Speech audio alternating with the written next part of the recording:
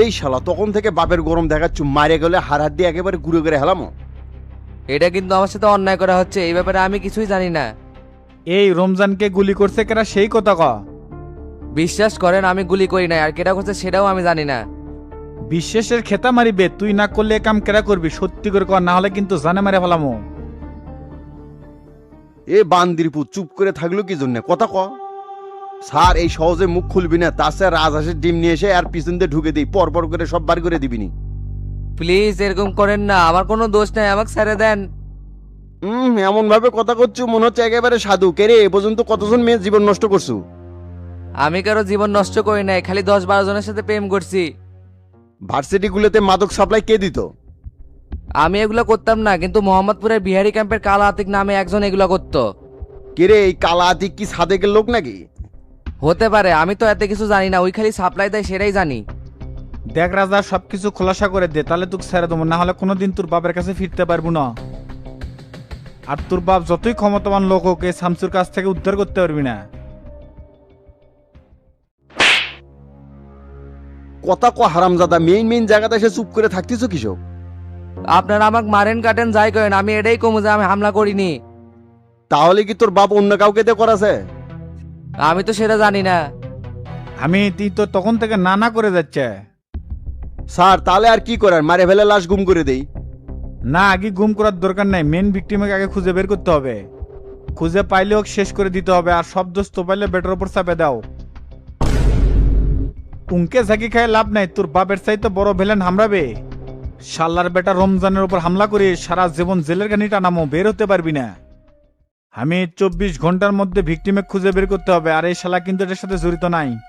Sir এক ডিম therapy দিলেই কিন্তু সব স্বীকার করে হলাতো। মানুষের মুভমেন্ট দেখলি বোঝা যায় হামিদ যে ইয়ে কাজের সাথে জড়িত আছে কি নাই। তোপাইলেক সিপিত ফলানোর জন্য এক বানামো ট্রাম কাট, এই জন্য ভিকটিমকে আগে ধরতে হবে। শোনো, একে তুমি অ্যাটেন্ড টু মার্ডারের চার্জশিট করে চালান করে দাও, যাতে কোনোভাবে জামিন না পায়। আর সংবাদ সম্মেলন করে সবকিছু প্রকাশ করে দাও। তাহলে স্যার এটাই ভালো হবে, মেইন ভিক্টিমক ধরে শেষ করে দুমো আর তোভালের বেটাক দুমো ফাঁসে। স্যার এটা করেন না স্যার, আমাকে রাজনীতি বলির পাঠা বানায়েন না। এই রাজনীতির খেলা তো তোর বাপি শুরু করছে, আর চেষ্টা করবি শামসু। এবারের মতো আমাকে ক্ষমা করে দেন, এরপর থেকে এসবের মধ্যে আর জড়াবো না। এ আমি দেখ সামনে থেকে সরাও তো, এর ম্যামও অসহ্য লাগিচ্ছে। আর তোমাকে যা যা বললাম কার্যক্রম শুরু করে দাও। আচ্ছা স্যার ঠিক আছে। হ্যালো সেলিম ভাই, বলেন। কাজ কত দূর হয়েছে, এরা কি মুখ খুললো? রাজা এই হামলা করেনি সেলিম ভাই, অন্য কেউ ফায়দা লওয়ার জন্য এই কাজটা করছে। তাহলে কি করবে, একে কি ছেড়ে দিবা নাকি? সাপের লেজে পাড়া দিয়ে বাচ্চাকে ছাড়বেন, সব দোষ ওর কাঁধে চাপে দিয়ে ভিকটিমের ধর্ম। আর হামিদকে বলছি সংবাদ সম্মেলন করে সবকিছু প্রকাশ করে দিতে, যাতে তোফাইল বাগড়াবাগড়ি না করতে পারে। একদম মাস্টার দিয়ে করছো শামসু, এতে করে তোফাইলের বাঙ্কি ফাইটা যাবি। তা তো যাবি, আমি লাইনে তুলে দিলাম, আপনি ভালোভাবে সাইজ করেন।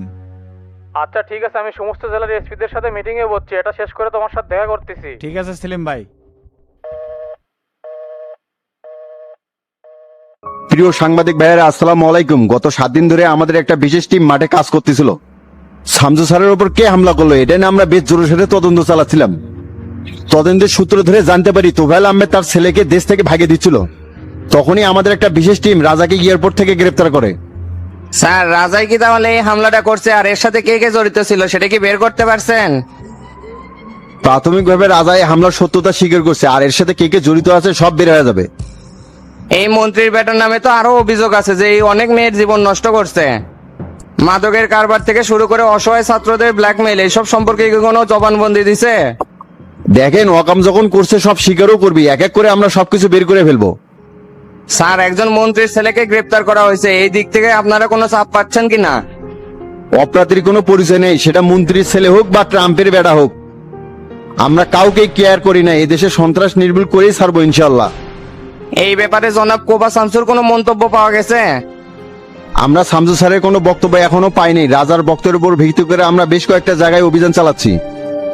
এই জন্য সবাইকে ধৈর্য ধরতে হবে, ইনশাআল্লাহ সাদির সামনে সবকিছু খোলাসা হয়ে যাবে। কোথায় অভিযান করতেছেন আর কাকে ধরতে যাচ্ছেন সেটা কি বলা যাবে? কিছু মনে করবেন না, আপনাকে সাংবাদিকের হলো চুলকানি বেশি। সব যদি এখানে বলেই দেই তাহলে তো আর তাদের ধরতে পারবো না। সবকিছু অবশ্যই জানতে পারবেন, এইটুকু সময় আমাদেরকে দিতে হবে। স্যার আমরা কাশেম টিভি থেকে জানতে পারছি এটা রাজনৈতিক ষড়যন্ত্র, এই ব্যাপারে আপনার মন্তব্য কি? দেখেন এই ষড়যন্ত্র হলো প্যাসিনিয়াক অস্ত্র, যা ঘষা মাজা ছাড়া এখনো চলমান আছে। রাজনৈতিক নেতা বা তাদের ফ্যামিলিকে আইনের আওতায় আনলেই সেটা ষড়যন্ত্র হয়ে যাচ্ছে। এই ধারণা থেকে আমাদেরকে বেরিয়ে আসতে হবে। আজকের মতো সংবাদ সম্মেলন এখানেই শেষ করলাম। আশা করি আপনারা সবাই সত্য মিথ্যা যাচাই করে সংবাদ প্রকাশ করবেন। ধন্যবাদ সকলকে, ভালো থাকবেন। আসসালামু আলাইকুম।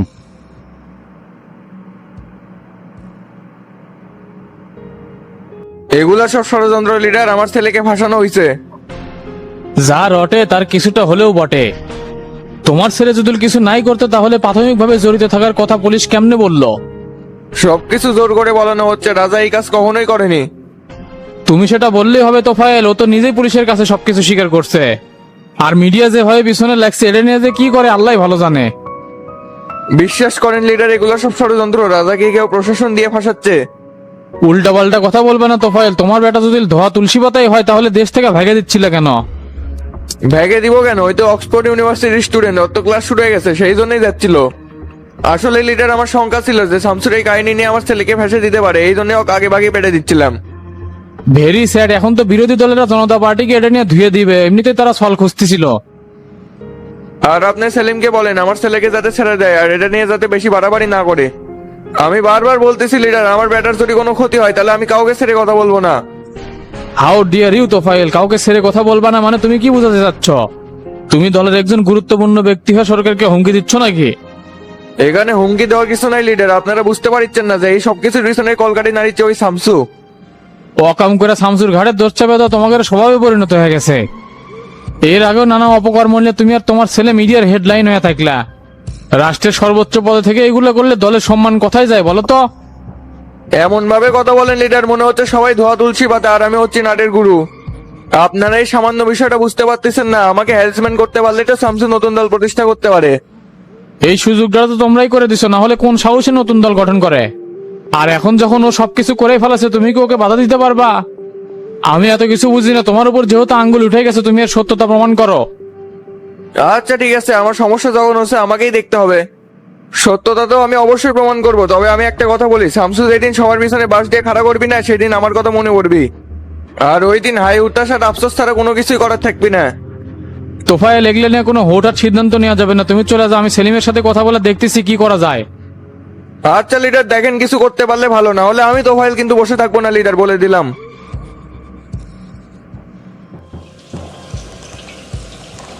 চাচা, কিরে হারামজাদা, কি খবর? ওকে মেমো করছি কি জন্য? আমার জামিনের ব্যাপারে তো কেউ কোনো কিছুই করিচ্ছে না। শালা শ্বশুর আমার সাথে দেখা পর্যন্ত করবে আসিচ্ছে না। বইয়ের কথা আর কি কমো, জেলেতে আসার পরের দিন দেখা করছিল, তারপরে থেকে আর খোঁজ নেয়নি।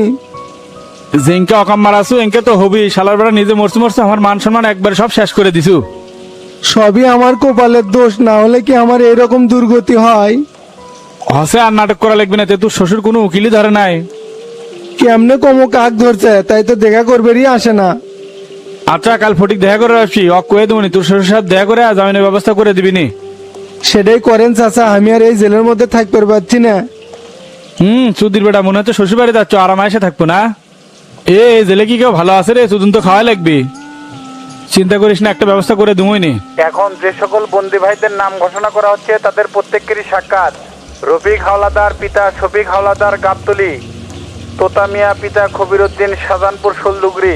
চলে আসে। আমরা সারলো তো তার সাথে দেখিচ্ছি 2 দিন পর পরই লোকজন দেখা করবে আসছে রে।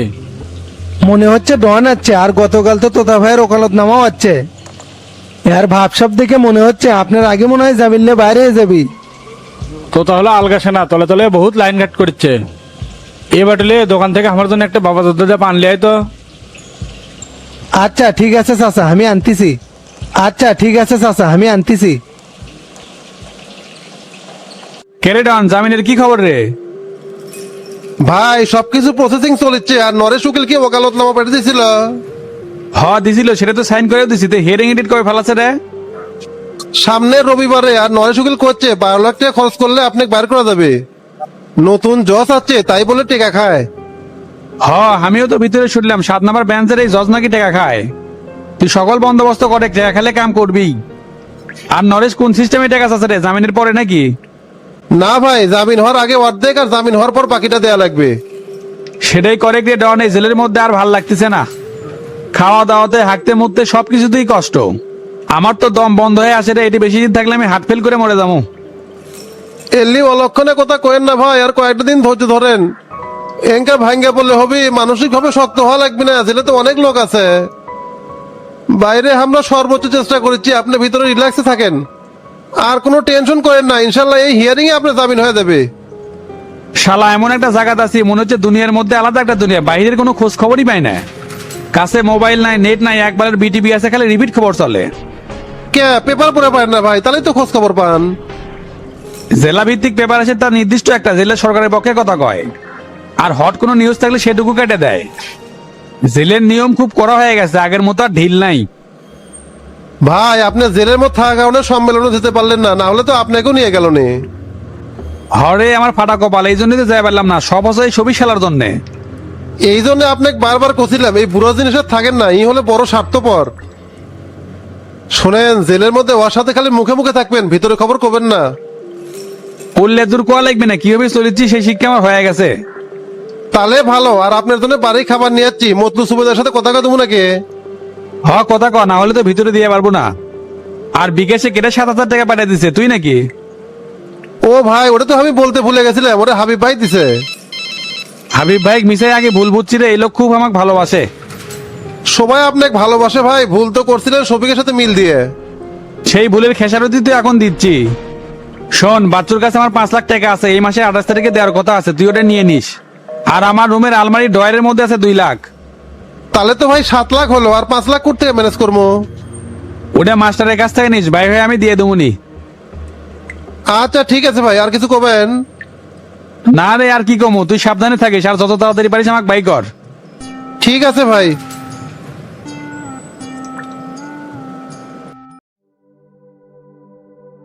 কি ব্যাপার আইনাল ভাই, দোকান যে একবারে ফাঁকা দেখিচ্ছি। টাকা পয়সা নাই রে গোল্লা, কেমনে মাল তুলি, লোকজন এসে খালি ঘুরে যাচ্ছে। কে তোমার জিন বাবা হাজির করো, তাহলে তো টাকা পয়সা পাওয়া যাবে নে। এমিদেন সুযোগ পেয়ে ভালোই টিটকে মারছো না? ঠিকই তো কছি, লোভে পরে ফয়েজ মারারা খেলা, না খেলে কিংকে হলো নে। কে ভাই, তোমার দাঁত জ্বালবো গোলাপি ভাবে কিছু কয়নি? তোরা সকিল মিলে আমার সাথে যা শুরু করছো রে, আমার তো আত্মহত্যা ছাড়া কোনো পথ দেখেছি না। আত্মহত্যা যে করবে সেই মুরত তোমার নাই। এ চোষর মিশাই এক কথা কোষ, এমনিতেই তার বড় একটা ক্ষতি হয়ে গেছে, তার মধ্যে আবার টিটকারি মারিচ্ছু। লোকটা যে ভালো না, টাকা গোলাপ ব্যাংকে রেখে আসলেই তো এই ক্ষতিগুলা হলো নি না। কোটি থুমরে, আমার যে কোনো ব্যাংক অ্যাকাউন্ট নাই। কে মাস্টার চাচার অ্যাকাউন্টে তুলেই তো হলো নি, পরে সময় হলে তুলে নিলেনি। মাস্টার চাচার কাছে টাকা থুমু এই কথা কয়ে তো বইয়ের থেকে ফাঁকি দিয়ে টাকা নিয়ে গেছিলাম। তোমরা যে ভাবিক দোষ দাও তাই তো লোক ভালো, তোমার আচরণের জন্যই তো চোদন দেয়। এত কিছুর পরেও যে তোমার সাথে সংসার করিচ্ছে, এটাই তো তোমার কপাল। আজ থেকে তুমি ভাবির কথা মতো চলো, দেখো তোমার আর কোনো বিপদ আপদ হবি না। এই টাকার সমাধান না হওয়া পর্যন্ত দুনিয়ার কারো কোথায় আর মাথা ঢুকবি না। গতকাল হাবিব ভাই ফোন দিলাম, এখন পর্যন্ত বিষয়টা শামসু ভাই জানায় নাই।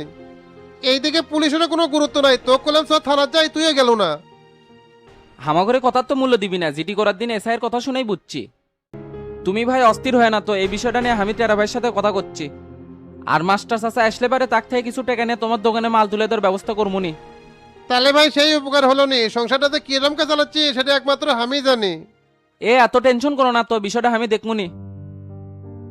মিজান চ, সেই সকালে বাড়াছি, বাড়িতে কেউ নাই। আচ্ছা ভাই চলেন।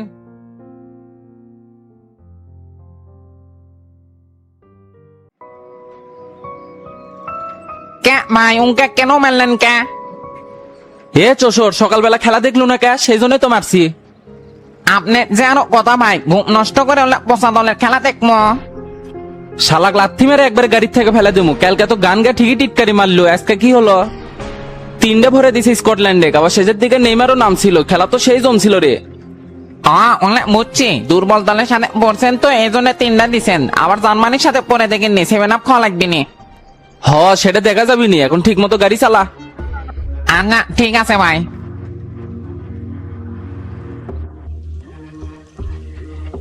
কিরে তো তা কেটে দেখা করবে রাখছিল, ডন নাকি?